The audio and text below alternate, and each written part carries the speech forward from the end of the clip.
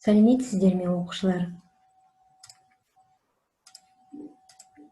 Бүгін біз сіздермен математика сабағынан пиктограмма тақырыбымен танысамыз.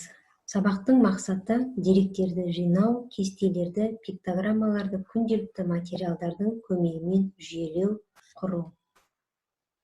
Бағалау критерийлері: пиктограмма ұғымының мағынасын түсінеді, деректерді жинақтайды, жүйелейді.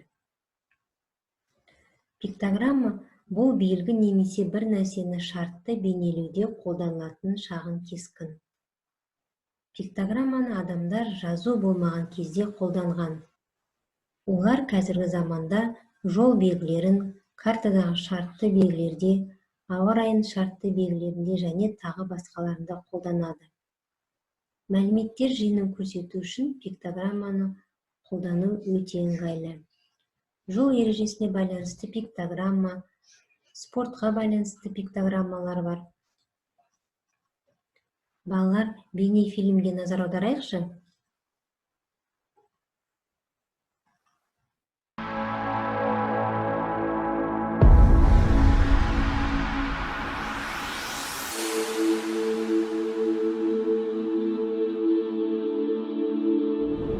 Үстелде ваза тұр.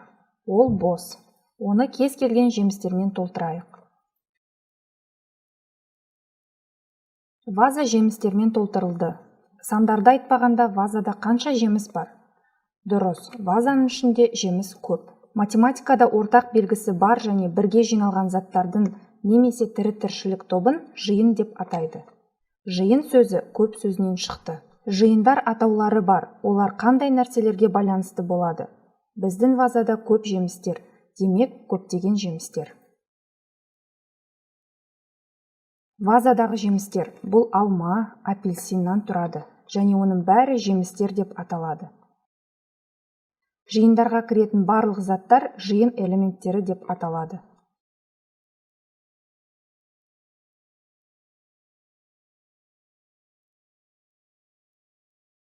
Тапсырманы орындауға тырысайық. Көптеген киім элементтерін таңдаңыз. Қалған элементтерден тұратын жиынға атау беріңіз. Дұрыс, жиһаз. Енді көптеген элементтерді топтастырамыз. Жануарлар, өсімдіктер. Қымбатты балалар, енді сіздер көптеген сұраққа қалай жауап беру керектігін білесіздер. Көп бұл көптеген заттар. Бұл жалпы белгілермен біріктірілген осы жиын элементтері.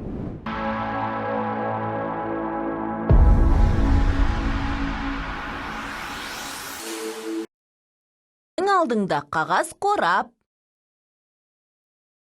Қораптың сыртындағы белгіні көрдің бе? Сен қалай ойлайсың? Ол нені білдіреді? Дұрыс, бұл қораптың ішіндегі затты құрғақ жерде сақтау керек деген белгі. Мұндай белгілер пиктограмма деп аталады. Пиктограмма символ ретінде пайдаланылатын сурет. Пиктограмма белгілі бір мағлұматты бейнелейтін кескін.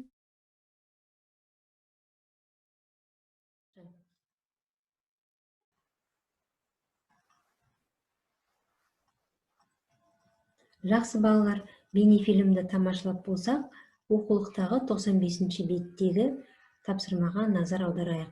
Сүйікті жемістер. Балалар, сендерге қандай жемістер ұнайды?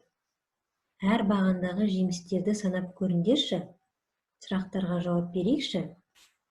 Неше оқушы алманы жақсы көреді? Неше оқушы алмұртты жақсы көреді? Неше оқушы апельсинді жақсы көреді? Неше оқушы бананды жақсы көреді? Дұрыс айтасыңдар. 4 оқушы алмұртты, 3 оқушы апельсинді, 6 оқушы алманы, 6 оқушы бананды жақсы көреді екен. Көбінесе банан мен алманы жақсы көреді екен. Апельсинді көбі ұнатпайды екен. Жақсы балалар, жарайсыңдар. Енді келесі екінші тапсырма. Үстелді сана. Сыныпта қай түсті үстел көп? Қандай үстел аз? Сыныпта барлығы неше үстел бар? Кестедегіге қарайықшы, санап көрейік. Қызыл түсті 5 екен, көк түстен 7, жасыл түстен 2, қара түстен 3 түс екен. Ендеше ең көп түс қай екен? Көк түс, дұрыс айтасыңдар. Ең азы қай түс екен? Жасыл түс. Ал барлығы сыныпта неше үстел бар екен? 17 үстел бар екен. Дұрыс айтасыңдар, жақсы балалар. Енді келесі тапсырма. Сыныпта 20 оқушы бар. Ильяс оқушылар арасында сен қандай шырынды жақсы көресің деген сауалнама өткізді. Суретке қарап, сұраққа жауап бер. Әр оқушы тек бір ғана шырын түрін жақсы көреді. Ол үшін балалар алма, шие шырынын, томат шырынын, балалар санын білуіміз керек. Есепті қосу амалмен де орындауға болады. Дұрыс айтасыңдар, 15 бала қызанақ шырынын жақсы көреді екен. Енді балалар, дәптермен жұмыс 89-шы жұмыс парағына назар аударайық. Таңғы ас. Айгүл отбасымен бірге таңғы аста мына тағамдарды жейді. Суретте әртүрлі тағамдар берілген. Ол қанша тағам жеуі мүмкін? Тағамдардың суретін салып, кестені толтырайықшы. Кестеде жұмыртқа, йогурт, печенье, шырын, бутерброд берілген. Сендер сол таңғы асты суреттер арқылы толтыра аласыңдар. Сөйлемдерді толықтырайықшы. Отбасы таңғы асты қанша жұмыртқа жейді? Отбасы қанша печенье жейді? Отбасы қанша стақан йогурт ішеді?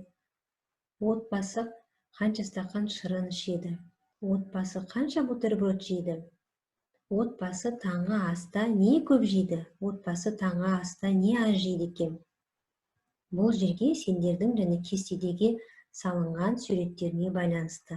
Мысалға, таңғы аста 4 жұмыртқа жеуі мүмкін. Жақсы балалар. Келесі тапсырма ауа райын бақылау. Болат ауа райын бақылап кесте құрастырды. Кесте бойынша мына сұрақтарға жауап бер және жауабын бос орындарға жаз. Неше күн ашық болды? Қарайықшы, неше күн ашық болды екен? Дұрыс айтасыңдар, 7 күн ашық болды. Неше күн бұлыңғыр болды? 5 күн, дұрыс айтасыңдар. Неше күн жаңбыр жауды? Жаңбыр жауған жоқ. Неше күн ала бұлтты болды? 7 күн ала бұлт болды.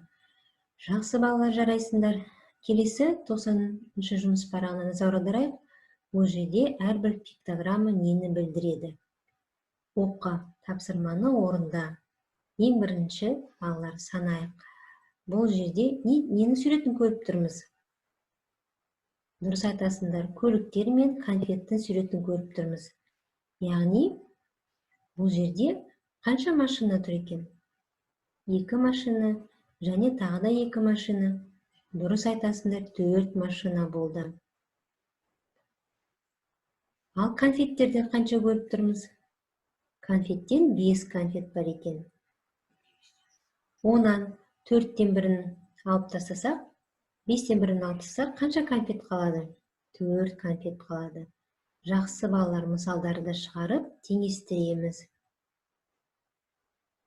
Үйге тапсырма оқулықтағы 95-ші рет орындап көр.